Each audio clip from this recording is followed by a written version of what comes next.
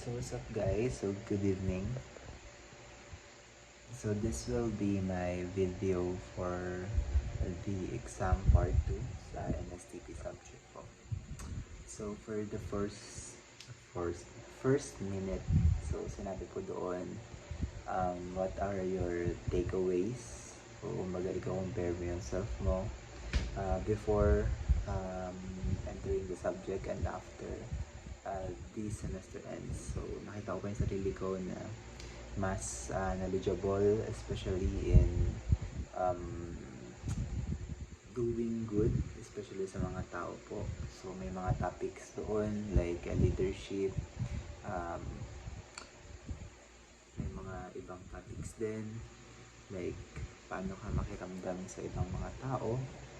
So decision making, so yun po yung mga takeaways ko talaga na hanggang ngayon ay ini-apply ko sa buhay ko. Then second minute po ay dito naman yung one specific happenings na nagtatak talaga sa sa'yo na nangyari nung INSTP.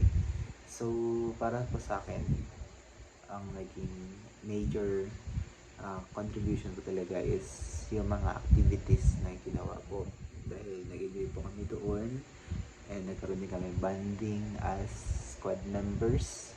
So nagkaroon po ng unity, may mga ups and downs. So may mga times na munti kami manalo, may mga times na talaga na natalo kami, but that experiences leads us to form a bond within the group po.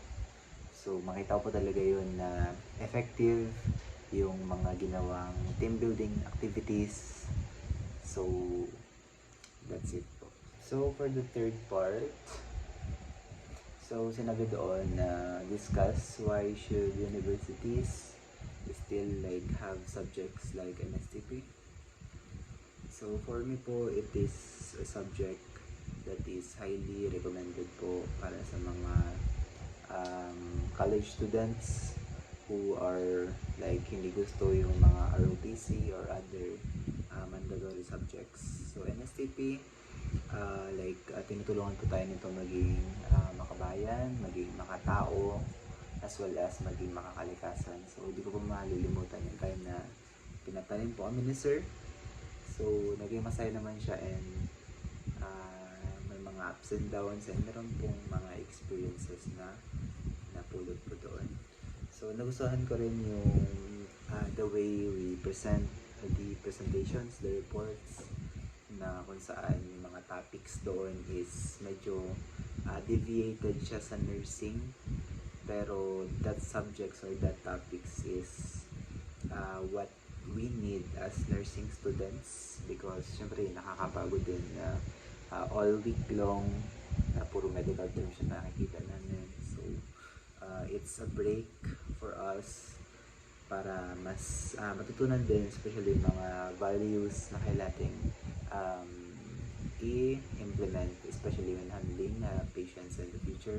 So shoutout din po pala sa aming instructor po, si Sir Ronaldo Bustamante. Thank you so much for making our NSTP happy and knowledgeable at the same time.